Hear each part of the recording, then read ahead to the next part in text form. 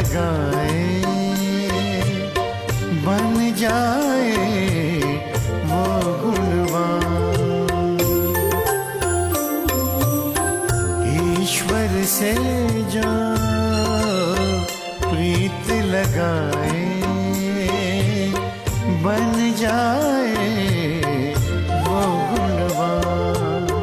उच्च विचार शुभ कर्मों से, उच्च विचार शुभ कर्मों से जग में बनता सबसे महान, जग में बनता सबसे महान। ईश्वर से जो प्रीत लगाए बन जाए वो गुणवान, बन जाए वो गुणवान।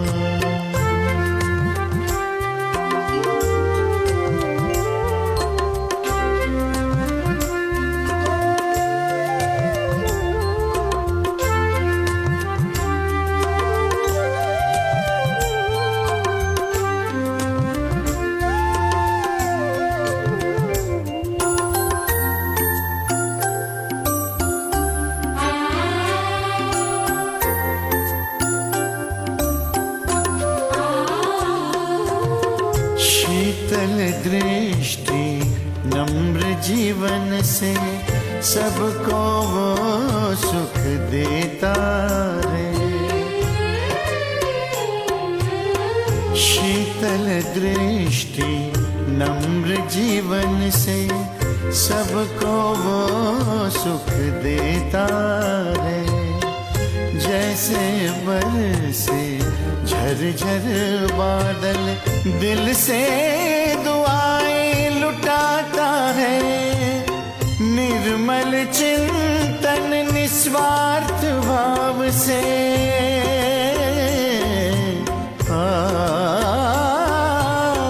निर्मल चिंतन निस्वार्थ भाव से सुंदर रचता अपना जहान, सुंदर रचता अपना जहान। ईश्वर से जो प्रीत लगाए बन जाए वो गुणवान, बन जाए वो गुणवान।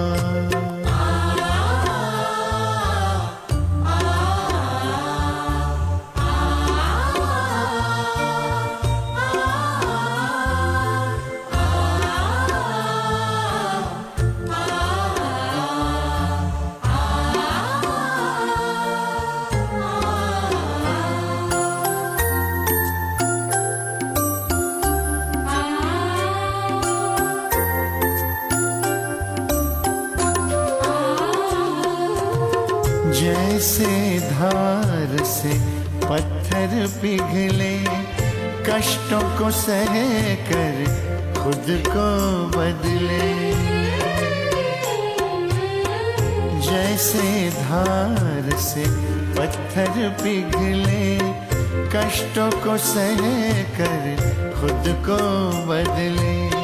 दृढ़ता की वो मूरत बनकर चलता विश्व कल्याण पथ पर, उसकी भावना बांटे करुणा।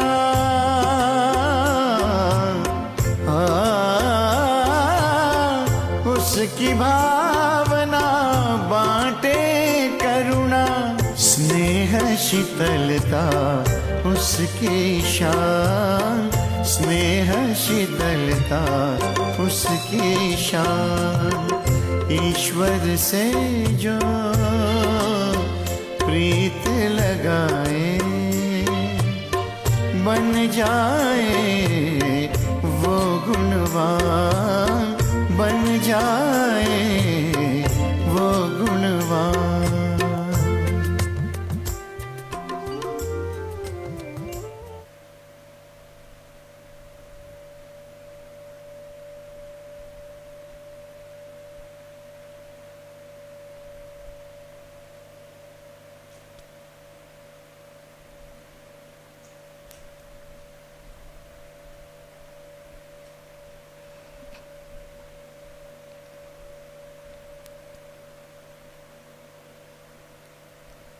ओम शांति।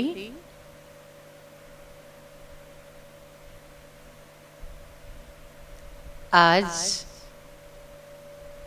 राजयोग शिविर के दूसरा दिन है।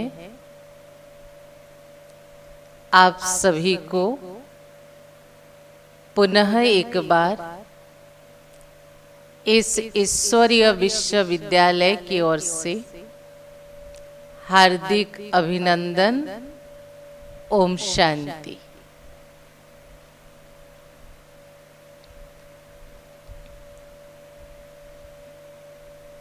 कल राजयोग शिविर के पहला दिन था। हमने राजयोग के अभ्यास करने वाली आत्मा की सत्य पहचान को जाना। समझ आया कि ये नाम शोहरत के आधार पर परिचय, धर्म के आधार पर परिचय, जाति के आधार पर परिचय, नेशनलिटी के आधार पर परिचय, ये तो मेरा है नहीं। मैं इन सभी बातों से भिन्न एक पवित्र आत्मा ज्योति हूं। अब मन में प्रश्न उठता कि आत्मा का परिचय जानने से हमें क्या फायदा होगा। कल भी मैंने आप सभी को कहा था, जिसने मुझे धारण किया है उसके बारे में जानना, समझना हर एक का हक है, जरूरी है। क्योंकि आज तक तो हम भ्रम में जी रहे थे। कपड़े को ही मैं समझ के बैठे थे, घर को ही मैं समझ के बैठे थे, गाड़ी को ही मैं समझ के बैठे थे। लेकिन मैं इन सभी से भिन्न एक शाश्वत, अविनाशी, अनंत शक्ति आत्मा बिंदु हूं। तो हमने ये भी जाना कि आत्मा के अंदर 3 सूक्ष्म शक्तियां हैं, मन, बुद्धि और संस्कार। जब तक सेल्फ रियलाइज नहीं हुआ, रियलाइज को हम अलग अलग कर दे, रियल आई, ज्ञान की चक्षु से जब तक हमने अपने आप को नहीं पहचाना, अपने को रिचार्ज करना मुश्किल है। और उसमें भी खास एलिमेंट है हमारा माइंड। आज के समय में सबसे बड़ी बीमारी में से एक बीमारी है डिप्रेशन। डिप्रेशन का अर्थ क्या है? लेक ऑफ पेशेंस, या कहेंगे मन की कमजोर अवस्था। तो मानसिक बीमारी आज की दुनिया में उभरती बड़ी बीमारी है। कोई कितना भी बड़े पोस्ट में हो, पढ़ा लिखा हो, समझदार व्यक्ति हो, फिर भी इस बीमारी के शिकार है। और जिसके लिए अगर हम डॉक्टर के पास जाते हैं तो डॉक्टर हमें कुछ थोड़ी दवाई के साथ स्लीपिंग पिल दे देता कि आप थोड़ा सो जाओ तो आपकी मन शांत होगा। तो डिप्रेशन का और एक अर्थ हम कहेंगे speedy and quantity of thought. इसकी लेवल डिप्रेशन में बढ़ जाता है, जिस कारण मनुष्य के अंदर तनाव के साथ साथ भय की बीमारी उत्पन्न होने लगती है। तो ये जो भय के विचार कहाँ आते हैं? मन को। और राजयोग क्या है? मन बुद्धि का कमलासन।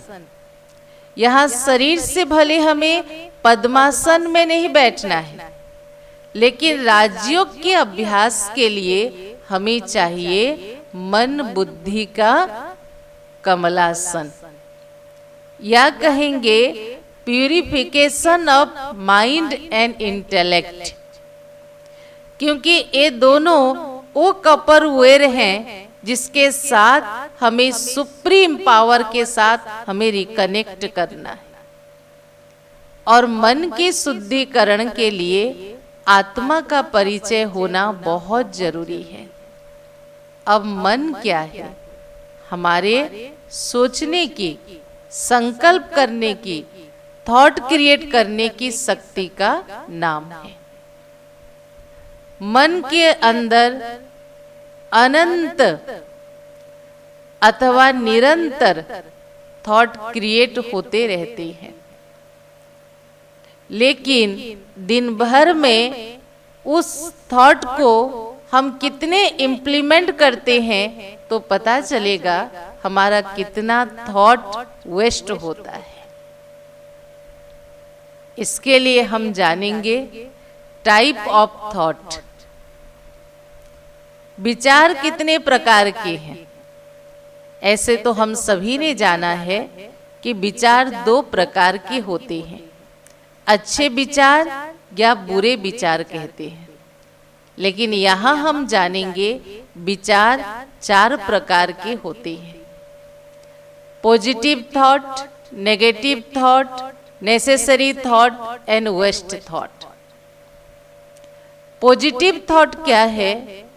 जब हमारे अंदर निस्वार्थ भाव से, दूसरों के कल्याण के भाव से, अपने कल्याण के भाव से उत्पन्न हुए अपने अंदर की विचार, चाहे वो मेरे लिए हो, चाहे मेरे परिवार के लिए हो, चाहे मेरे परिजनों के लिए हो, चाहे सोसाइटी या नेशन के लिए हो, जिससे किसी को कोई नुकसान नहीं पहुंचता है, वो है पॉजिटिव थॉट। नेगेटिव थॉट क्या है? लोभ, मोह, अहंकार, क्रोध, ईर्ष्या, घृणा, प्रतिशोध भावना के आधार पर उत्पन्न हुए विचार, जिससे मैं भी दुखी होता हूँ, मेरे अपने भी नुकसान होते हैं और दूसरों के भी मैं नुकसान या दुख देने के निमित्त बन जाता हूँ। नेसेसरी थॉट क्या है? आवश्यक विचार, ना इससे पाप होते ना इससे पुण्य होता। जैसे अभी ये राजयोग शिविर के दूसरे दिन के 70 सुनने के बाद आप सोचोगे मुझे थोड़ा मार्केट जाना है, मुझे बच्चे के लिए नोटबुक लेके आना है, अरे मुझे थोड़ा मेडिकल का काम है। ये आपके डेली रूटीन के दिनचर्या की एक पार्ट है। इससे ना आपका नुकसान होता ना दूसरे का नुकसान होता, बट ये बहुत जरूरी है। ना पाप होता ना पुण्य जमा होता, पर ये डेली रूटीन के लिए जरूरी है। इसको कहते आवश्यक विचार। और एक विचार है जिसका नाम है वेस्ट थॉट, व्यर्थ विचार। जब कुछ दोस्त सहेली आपस में मिल जाते तो जो इधर उधर के गप्पे मारते हैं, इसके घर के, उसके घर के, उसने क्या कहा, उसने क्या कहा, ये व्यर्थ है। या कभी कभी हम एकांत में जब होते हैं तो अपने बीते हुए दिनों के कुछ गलतियों को, कुछ दुखद दृश्य को, घटनाओं को हम याद कर कर के दुखी होते। जो बीत गया वो हमारे हाथ में नहीं था, लेकिन उसको सोच सोच वर्तमान को भी खराब करना, यह है व्यर्थ विचार। उससे सीख लेना है, आगे के लिए सुधार करनी है, लेकिन उसको सोच सोच के दुखी होना, अपने आप के प्रति नफरत आना, यह है व्यर्थ विचार। तो इन चारों प्रकार के विचारों को देखते हुए मनोवैज्ञानिकों ने सर्च किया कि मानव के मन में 1 मिनट में 25 से 35 थॉट क्रिएट होते हैं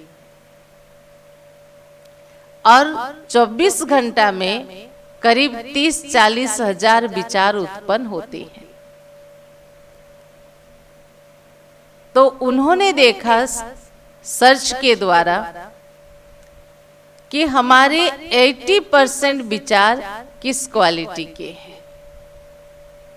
आप सभी भी जानते हो, दिन भर जो आपके मन में विचार आते हैं उसके 80% विचार किस क्वालिटी के हैं। तो उन्होंने पाया 80% जो थॉट है वो नेगेटिव और वेस्ट है। 15% जो थॉट है वो नेसेसरी है। ओनली 5% जो थॉट है वो पॉजिटिव थॉट है।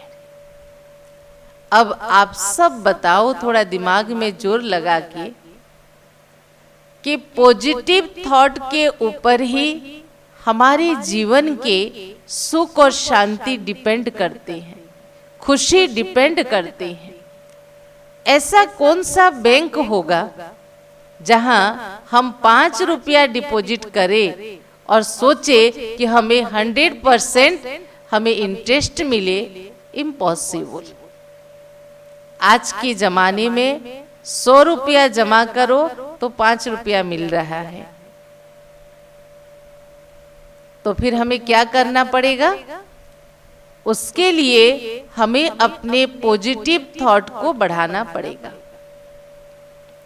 तभी तो कहा face is index of mind. आप क्या सोचते हो आपके चेहरा में दिखता है। आपके सोच के रिफ्लेक्शन आपके फेस में दिखाई देते हैं। फिर कहा गया जैसा सोचोगे वैसा बन जाओगे। भगवान ने मानव के अंदर एक दिव्य शक्ति दी है। उस शक्ति का नाम है मन। इस मन के ऊपर जिसने जितना साधा, जितना प्यूरिफाई किया, जितना पॉजिटिव किया, जितना प्रोडक्टिव किया, वो उतना अपने जीवन में सफलता के शिखर पर पहुंचा है। चाहे वो महात्मा बने, चाहे धर्मात्मा बने, चाहे साइंटिस्ट बने, चाहे इंजीनियर बने। साइंटिस्ट भी जब रिसर्च करते तो अंडरग्राउंड हो जाते। अंडरग्राउंड माना क्या? अंदर चली जाते। कौन सा अंदर चले जाते?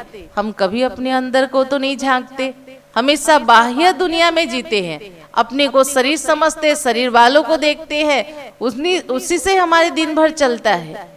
ज्ञान भी कहता है, मेडिटेशन भी कहता है, हे मानव प्लीज अंडरग्राउंड, बी अंडरग्राउंड। कभी कभी थोड़ा समय निकाल के आप अपने अंतर जगत की यात्रा करो। तो कहा कि पॉजिटिव थॉट को हमें बढ़ाना पड़ेगा और उसका आधार क्या है? Self realisation. जब तक सुबह उठते ही, आंख खोलते ही पहला थॉट हमारे अंदर आना चाहिए, I am a pure soul. मैं एक पवित्र स्वरूप आत्मा हूं। फिर भगवान को ओम शांति, गुड मॉर्निंग, नमस्ते करो। लेकिन पहला विचार बेड से उठते ही वहां ही पालती मार के बैठ जाओ या पैर नीचे लंबा करके बैठ जाओ, जैसे आपको कंफर्ट है बैठो। लेकिन पहला विचार हमारे अंदर आना चाहिए, I am a pure soul in the world. मैं संसार में एक पवित्र आत्मा हूं। ये पहले अपने आप को आईना देखो, इसका अर्थ है। कहते ना सुबह सुबह पता नहीं किसका मुंह देखा मेरा दिन खराब हो गया। भगवान कहते आप अपना मुंह देखो, जो ईश्वर ने इतना सुंदर मुंह दिया उसको देखो ना। तो पहला विचार ये अपने अंदर लाना है। दूसरा, ब्रश किया, फ्रेश हुआ, घर में कहीं भी आप बैठे हो, ऐसी लिविंग प्लेस में बैठो जहां से आपके घर के हर सदस्य दिखाई दे। कहते हैं ना, सुबह सुबह नहा धो के अगर हम घर में अगरबत्ती लगाते हैं तो एटमॉस्फेयर बहुत अच्छा होता है। मैं कहती हूँ आप पहला अगरबत्ती आपके मन से लगाओ। कैसे लगाओ? बहुत प्यार से, अनकंडीशनल लव। उस समय कोई स्वार्थ नहीं हो उस प्यार में, निस्वार्थ प्यार के भाव से, विथ स्माइलिंग फेस, मुस्कुराते हुए, किसी को पता भी नहीं चले, लेकिन आपके घर के एक एक सदस्य को आप देखो। कहाँ देखो? उनके भ्रुकुटी के मध्य देखो और आपके अंदर विचार लाओ कि वो भी एक प्योर सोल है। भगवान ने मेरे पत्नी के रूप में इस घर में भेजा है। अपने माता पिता को देखते हुए भी ये विचार लाओ, ये दोनों पवित्र आत्मा है। भगवान ने मेरे माता पिता के रूप में इस घर में भेजा है। अपने बच्चे को भी उस भाव से देखो, एक पवित्र आत्मा है जिसको भगवान ने मेरा बेटा व बेटी के रूप में इस घर में भेजा है। सुबह सुबह इस भावना से आपके घर के सदस्य को देखो। यह है रियली घर में अगरबत्ती लगाना। इससे क्या होगा? मन की शुद्धिकरण होती है, विचारों की शुद्धिकरण होती है, पॉजिटिव थॉट की क्वांटिटी बढ़ती है। तभी कहा, जैसा सोचोगे वैसा बन जाओगे। आपके सोच का प्रभाव आपके बाह्य दुनिया में पड़ता है। एक बहुत सुंदर कहानी याद आ रही है। एक बार एक राजा ने अपने मंत्री जी से पूछा, हे मंत्री जी, मुझे कैसे पता चले कि मेरे राज्य में रहने वाले मेरे देशवासी, मेरे प्रजा, जिनका मैं इतना ख्याल रखता हूँ, जिनके अच्छे के लिए मैं हमेशा सोचता हूँ, वो लोग मेरे बारे में क्या सोच रहे हैं? तभी मंत्री जी ने कहा, हे राजन, ये तो बहुत सिंपल है। कहा, कैसे सिंपल है? तब मंत्री जी ने कहा, मैं आपको एक उपाय बता रहा हूँ, आपको उसे फॉलो करना है। राजा ने कहा, ठीक है। मंत्री ने कहा, ठीक है, फिर कल चलते हैं इसको टेस्ट करने के लिए। तो दोनों ने अपने ड्रेस परिवर्तन कर दिया। राजा भी साधारण इंसान का ड्रेस पहना, मंत्री भी साधारण इंसान का ड्रेस पहना, और दोनों गए राज्य के ऐसे एक रास्ते पर जहां लोगों का आना जाना होता रहता है, राजवासी का। उस रास्ते में एक पेड़ था। मंत्री जी ने कहा कि हे राजन, आप इस पेड़ के ऊपर चढ़ के छिप जाओ। बस आपको वहां बैठे करना क्या है, रास्ते में आने वाले एक व्यक्ति के लिए अच्छा सोचना है और एक व्यक्ति के लिए बुरा सोचना है। बस आपको यही करना है, बाकी मैं संभाल लूंगा। राजा ने हाँ कह के ऊपर चढ़ के जाके छिप गए। कुछ समय के बाद एक लकड़हार लकड़ी जंगल से काट के लेके आ रहा था। नेचुरल मानव का मन, राजा का भी मन वही है। राजा के मन में विचार आया कि अरे रोज ये पेड़ काट के लेके आ रहा है लकड़ी, ऐसे में तो जंगल खत्म हो जाएगा, परिवेश दूषित हो जाएगा, इसको सजा मिलनी चाहिए। ये नेचुरल उनके मन में भावना आया। थोड़ी देर के बाद वो लकड़हार उस पेड़ के नीचे आया। मंत्री जी ने, जो साधारण ड्रेस में खड़े हैं, उनको नहीं पहचाना। तो मंत्री जी भागते हुए आके कहते, भाई भाई, एक बात सुना है तुमने? कहा, क्या बात है? कहा, तुम्हें पता है हमारे देश के राजा का आज देहांत हो गया। वो शरीर छोड़ दिए। लकड़हार कहता, अच्छा हुआ मर गया जो, क्योंकि वो राजा कभी किसी के लिए अच्छा नहीं सोचता था। ऐसे कहकर वो अपने रास्ते में आगे बढ़ गया। कुछ देर के बाद एक वृद्ध महिला, बूढ़ी माँ जिसे कहेंगे, वो कुछ सूखी लकड़ियां समेट के एक हाथ में अपनी लकड़ी पकड़ी है, लाठी पकड़ी है और धीरे धीरे चलते हुए आ रही है। ये दृश्य को देखो, सूखी लकड़ी की थोड़ी सी बंडल पकड़ी है एक हाथ में, एक हाथ में अपनी लाठी पकड़ के वो आ रही है। जैसे ही राजा की नजर उसके ऊपर पड़ा, राजा के मन में विचार आया, अरे मेरे देश में इतने बुजुर्ग भी काम कर रहे हैं, धिक्कार है मुझ पर, इनके लिए मुझे कुछ सोचना चाहिए, कुछ करना चाहिए इनके लिए। ऐसे विचार राजा के मन में आए और कुछ देर के बाद वो बूढ़ी माँ जैसे ही पेड़ के नीचे आए, मंत्री जी ने फिर भागते हुए दौड़ के कहा, बूढ़ी माँ आप जानते हो हमारे देश के राजा का देहांत हो गया।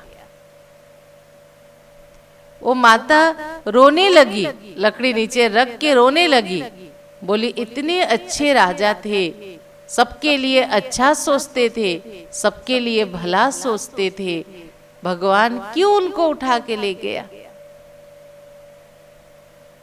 तो कहानी के भाव सबके समझ में आया ना। आप जिसके लिए जैसा सोचोगे उसका वाइब्रेशन भी उस आत्मा को महसूस होगा। ये तो कहानी है, लेकिन प्रैक्टिकल जीवन में भी हमने इसको महसूस किया है। कभी कभी ये चीज असर दिखाने में 3 साल भी लग जाते हैं। ऐसे एक बहन थी जिसकी भावना बहुत ही शुद्ध पवित्र थी हर एक के लिए। वो हर पल अपनी चेकिंग करती थी कि मुझसे तो कोई गलती नहीं हो रहा है, मैंने किसी को तो दुख नहीं दे रही हूं, तो अपनी चेकिंग करती थी। लेकिन एक दिन उसे अचानक पता चला कि एक व्यक्ति उनसे रुष्ट है।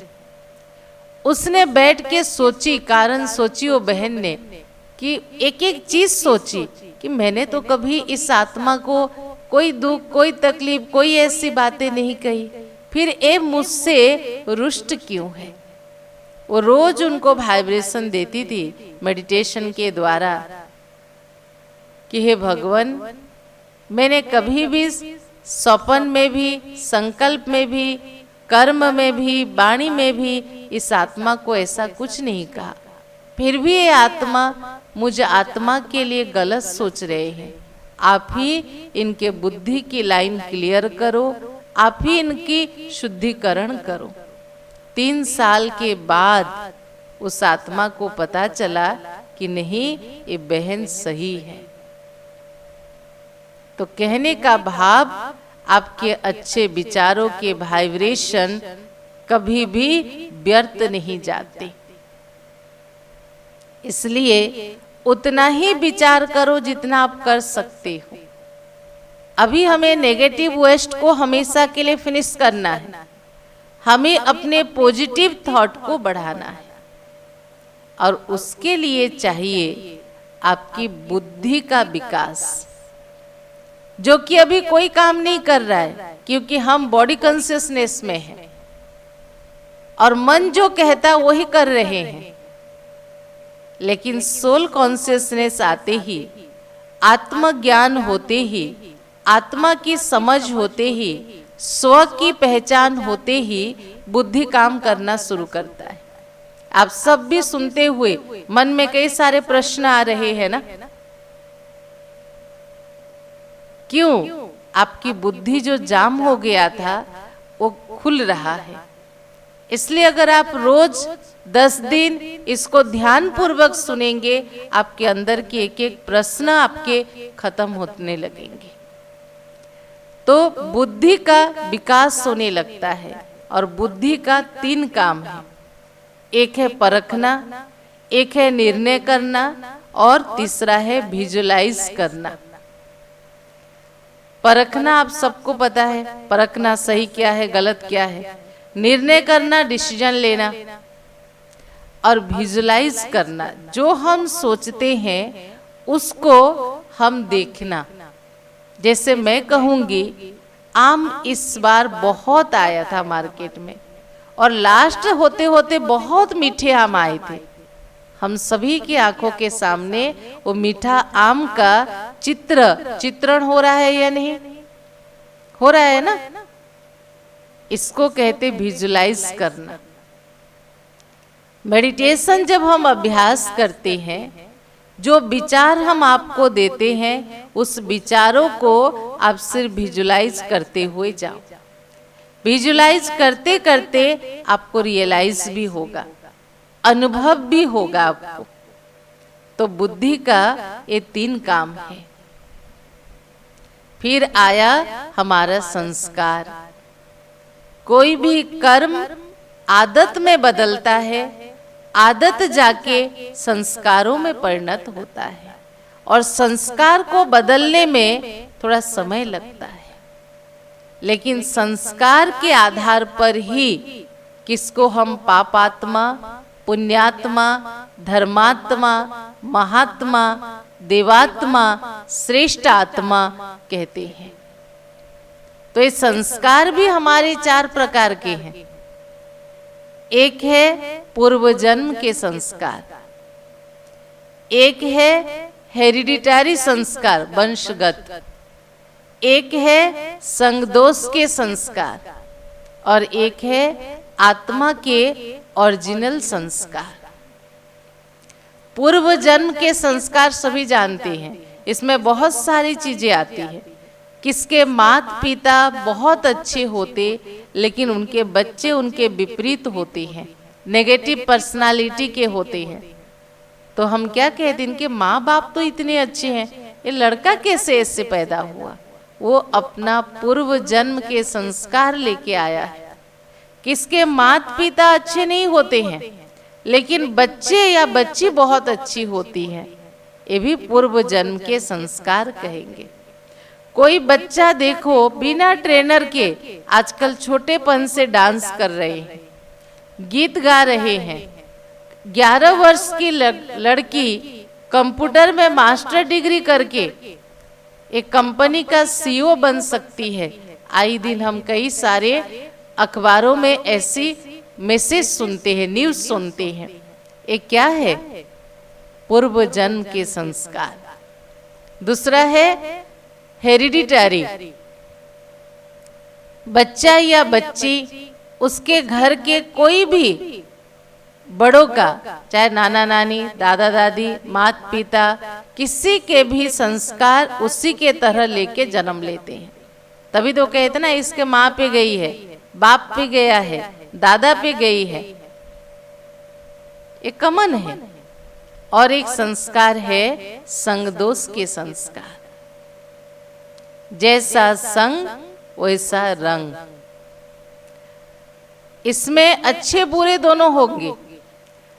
अच्छा घर का लड़का हुआ लड़की बुरे संगत में पड़ के बुरे हो जाते, और खराब लड़का हुआ लड़की अच्छे संगत में पड़ के अच्छे हो जाते हैं।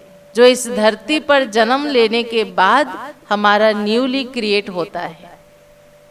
तभी तो कहते ना मेरा बच्चा पहले ऐसा नहीं था, पता नहीं किसके संगत का रंगत लगा है।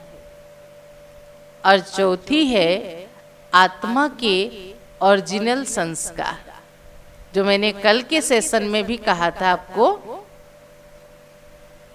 आत्मा की ओरिजिनल संस्कार क्या है? जैसे पानी का वो शीतल है, उसको हम बॉईल करते हैं तो बहुत हीट हो जाती है। वो boil water half an hour बाहर में रख दे, वो फिर नॉर्मल जैसे थी वैसे हो जाती है, क्योंकि उसका नेचुरलिटी है शीतलता, ठंडक प्रदान करना। ऐसे हम सभी की आत्मा की, चाहे कोई कितना अच्छा हो, कितना बुरा हो, कैसा भी क्यों ना हो ह्यूमन, पर सभी की आत्मा की नेचुरलिटी है सुख, शांति, आनंद, प्रेम, ज्ञान, शक्ति और पवित्रता। सभी को खाना भले एक टाइम नहीं चाहिए चलेगा, लेकिन शांति तो एक पल के बिना नहीं चलेगा, खुशी भी एक पल के बिना जीना दुश्वार हो जाएगा। और हम पूरी जीवन यात्रा में इन सातों चीजों को पाने के लिए ही एफर्ट करते हैं। सुख, शांति, आनंद, प्रेम, ज्ञान, शक्ति, पवित्रता। या कहे मैं शांत स्वरूप आत्मा हूं, मैं आनंद स्वरूप आत्मा हूं, मैं पवित्र स्वरूप आत्मा हूं, मैं शक्ति स्वरूप आत्मा हूं। सुनने के लिए भी कितना अच्छा लग रहा है। कितना भी झगड़ालू हो उसको भी शांति चाहिए, कितना भी ईर्ष्या के बीज बोने वाला हो किसी का संस्कार, लेकिन उसको भी प्यार चाहिए, क्योंकि ये हमारी आत्मा की डिमांड है। जैसे शरीर को ऑक्सीजन के सब्स्टिट्यूट नहीं है, प्लेन वाटर के सब्स्टिट्यूट नहीं है, ऐसे आत्मा को इस सातों चीजों की जरूरत है। जहाँ ये सातों चीजों की जीवन में कमी होती है, तब आत्मा और शरीर दोनों बीमार होने लगते हैं। तभी मैंने कहा था कल कि अपने दिल पर हाथ रख के पूछो, क्या वो इटर्नल पीस, हैप्पीनेस, प्यूरिटी हमारे अंदर है? सब कुछ है, लेकिन ये नहीं है, क्योंकि ये तो आत्म भाव से ही जागृत होंगे। तो सुना सभी ने, मन, बुद्धि और संस्कार जो आत्मा की 3 शक्तियां हैं। इसलिए ये चीज सभी जान लो कि मैं नहीं कर रही हूं, आंखें अपने आप नहीं देख रही है। आंख तो एक ग्लास है, एक विंडो है, देखने वाली आत्मा है। अगर आंखें अपने आप देखे तो फिर आत्मा को निकाल दो, डेड बॉडी देख सकती है। कान अपने आप नहीं सुनती, सुनने वाली आत्मा है। हाथ अपने आप ऐसे मूवमेंट नहीं हो रही है, ये मूवमेंट करने वाली भी आत्मा है। इस शरीर का कंट्रोलर, रूलर, कर्ता पुरुष वो आत्मा है। तभी कहा पापात्मा, पाप कर्म करने वाली आत्मा है। पुण्यात्मा, पुण्य कर्म करने वाली भी आत्मा है। भले हम कहेंगे कोई हमारे गाल में जोर से एक थप्पड़ मारे, दर्द तो गाल को होगा ना। अगर दर्द गाल को होता है तो हम कोई शरीर छोड़ता तो उसके डेड बॉडी के ऊपर कितने रोते हैं, कितने हिलाते, तो फिर तो रेस्पॉन्ड करना चाहिए ना। शरीर भी एक्टिवेट, वह शरीर के नर्व सिस्टम भी फील तभी कर पाती है जब आत्मा इसके अंदर होती है। अब बताओ, हम सभी ने जो इतना जमा करके रखे हैं, जाते समय क्या क्या लेके जाएंगे? क्या क्या लेके जाएंगे? जैसे यहाँ से एक शहर से हम दूसरे शहर में जाते हैं तो बीच में टूल गेट जरूर पड़ता है, और टूल गेट में कुछ देना तो पड़ता है। जब हम एक जर्नी से दूसरे जर्नी में शिफ्ट होते हैं, अर्थात एक शरीर छोड़कर हम दूसरे शरीर में जाते हैं, तो उसके बीच में कहाँ जाना है, जो शिफ्टिंग की प्रोसेस से है, वो डिपेंड करता है हमारे वो टैक्स के ऊपर, और वो टैक्स का नाम है हमारा कर्म। हमारे पास पुण्य कर्म का पूंजी कितना है वो डिपेंड करेगा अगला जन्म कैसा होगा। हमारे इस जीवन में पाप कर्म का परसेंटेज कितना है उसके आधार पर डिपेंड करेगा अगले जन्म में मैं दुखी रहूंगा या बीमार रहूंगा या कैसा रहूंगा। पर पूरी जिंदगी भर हम मानव इसको कभी ध्यान नहीं देते हैं, कैसे और कमाए और धन दौलत बढ़े और शोहरत बढ़े और साधन बढ़े। कभी इस पर किसी ने ध्यान नहीं दिया कैसे मेरा पुण्य कर्म का बैंक बैलेंस बढ़े, क्योंकि वही एक चीज ही हमारे साथ जाएगा और कुछ भी नहीं जाने वाला। तभी कहा कर्म करो ऐसा भाई, पड़े ना फिर पछताना। एक दिन तो धर्मराज को, सबको एक दिन तो धर्मराज को पड़ेगा मुंह दिखलाना। कितना भी हम अवॉइड करें, प्रेजेंट तो वहां डालना पड़ेगा टूलगेट में, और उस टूलगेट का नाम है धर्मराजपुरी। इसीलिए मेडिटेशन के अभ्यास करने से पूर्व हम सभी को आत्मा की जो साधक है, जो मेडिटेशन की अभ्यास करने वाली है, उसके संपूर्ण और सत्य परिचय का स्पष्टीकरण होना बहुत जरूरी है। तो आप सभी ने जाना मैं कौन हूं, एक आत्मा हूं। मेरा रूप क्या है, अति सूक्ष्म ज्योति स्वरूप है। मेरा धर्म क्या है, शांति है। ये हमने अपने बारे में जाना। अब मेडिटेशन का दूसरा पार्ट, जिसके साथ हमें रिकनेक्ट होना है, connection of inner light with supreme light, जिसके साथ हमें रिकनेक्ट होना है,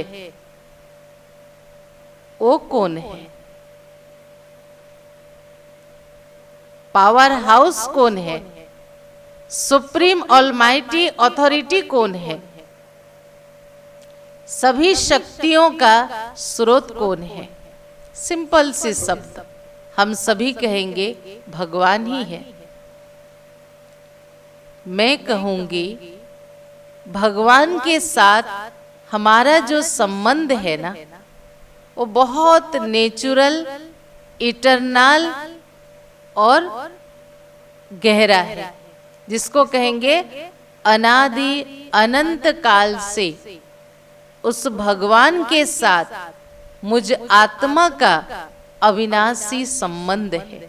छोटा सा एग्जाम्पल हम ले, हमारा अपना कोई बीमार पड़ा है, हमारे पास पैसे की कोई कमी नहीं है, हम बहुत अच्छे हॉस्पिटल में उनको एडमिट भी किए हैं, बहुत अच्छे स्पेशलिस्ट डॉक्टर भी उनको देख रहे हैं, लेकिन हॉस्पिटल में बैठे बैठे हम क्या कहते हैं, हे ऊपर वाला प्लीज मेरे माँ को, मेरे पिता को, मेरे बच्चे को, मेरे बीबी को, मेरे चाचा चाची हो, मेरे भाई हो, इनको आप जरूर थोड़ा ठीक कर देना।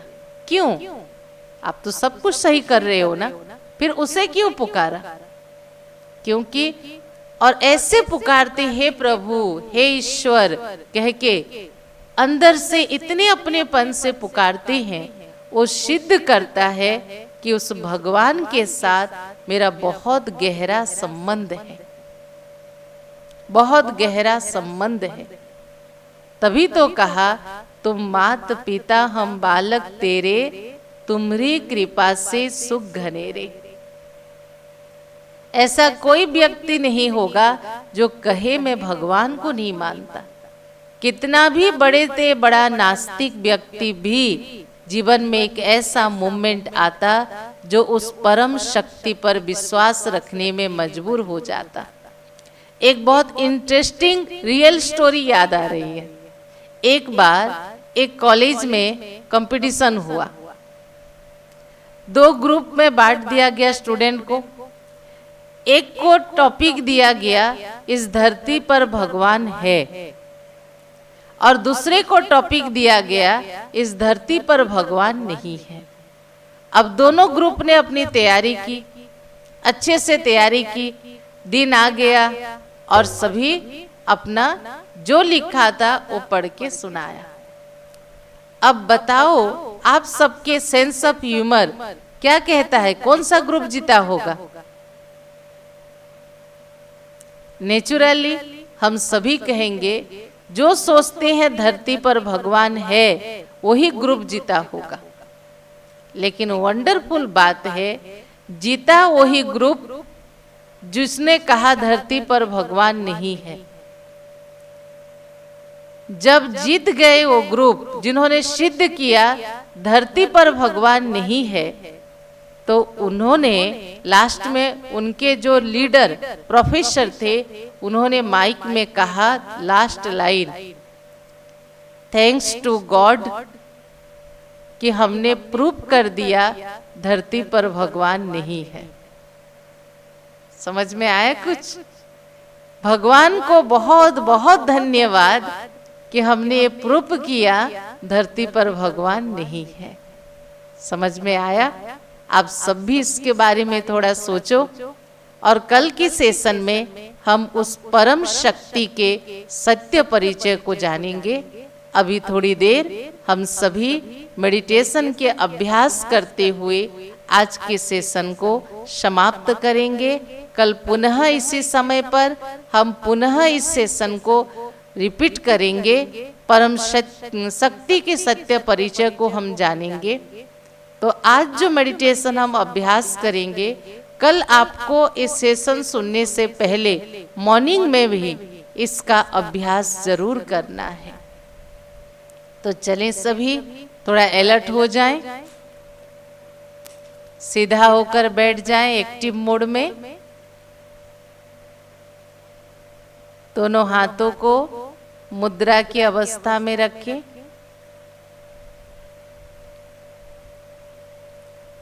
अपनी आंखें बंद करें।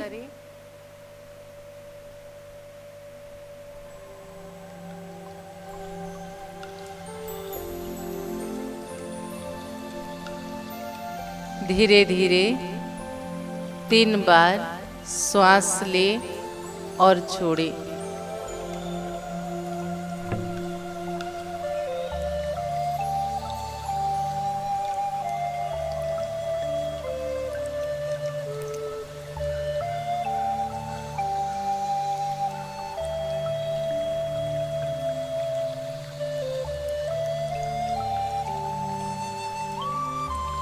अपनी मन बुद्धि को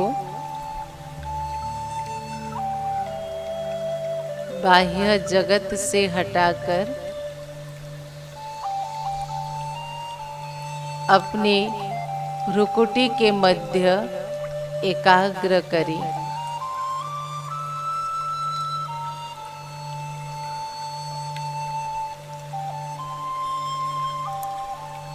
विजुलाइज करें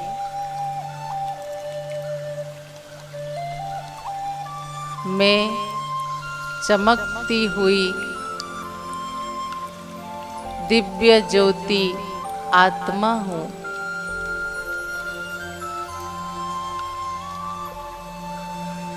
आसमान के सितारे के मुआफिक एक सितारा आत्मा ज्योति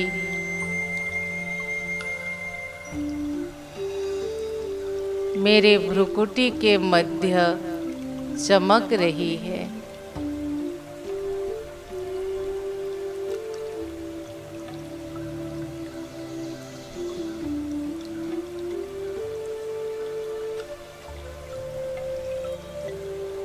इस शरीर रूपी गाड़ी को चलाने वाली मैं आत्मा हूँ।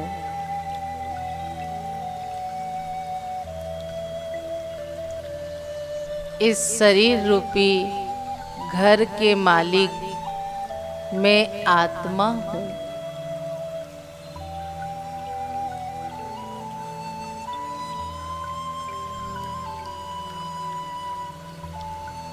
मैं आत्मा शांत स्वरूप हूँ।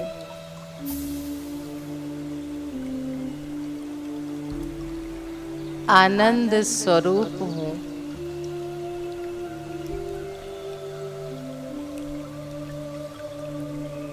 शक्ति स्वरूप हूँ।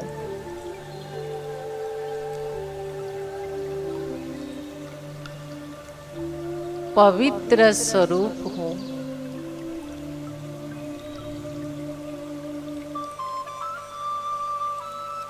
प्रेम स्वरूप हूँ।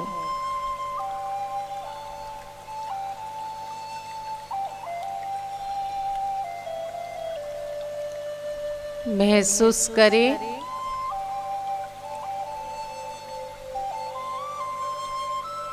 महसूस करें मेरे भ्रुकुटी से आत्मा के द्वारा पवित्र भावना की किरणें निकलकर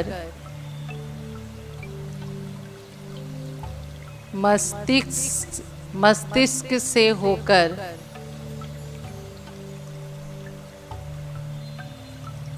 पूरे शरीर के अंदर प्रवाहित हो रही है।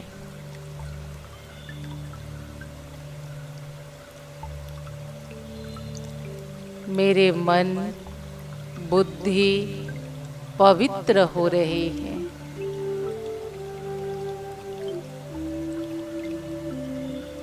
विचारों की शुद्धिकरण हो रहे हैं।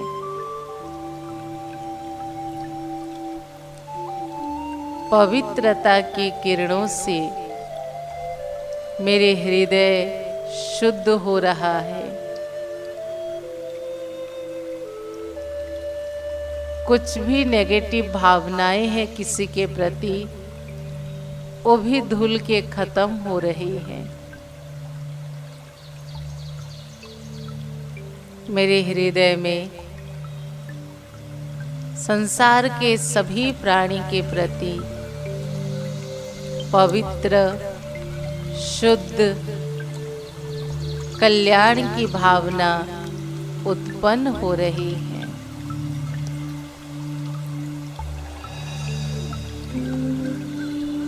मेरे चारों तरफ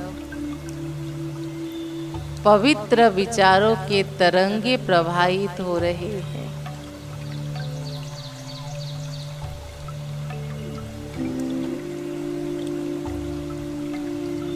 मैं आत्मा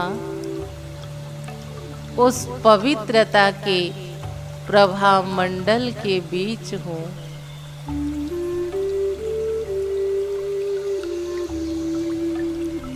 एक मिनट के लिए महसूस करें,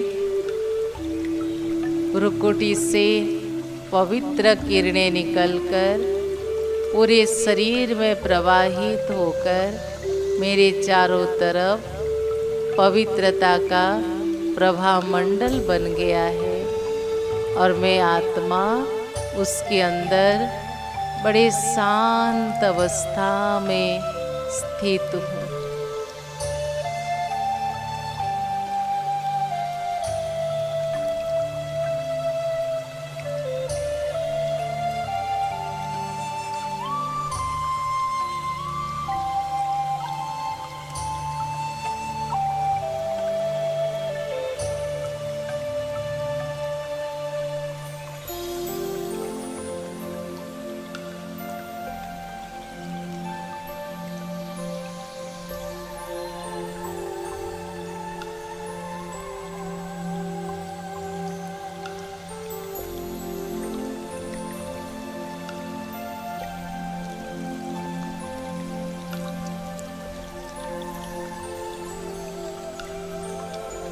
ओम शांति शांति शांति। अब धीरे धीरे अपनी आंखें खोलें।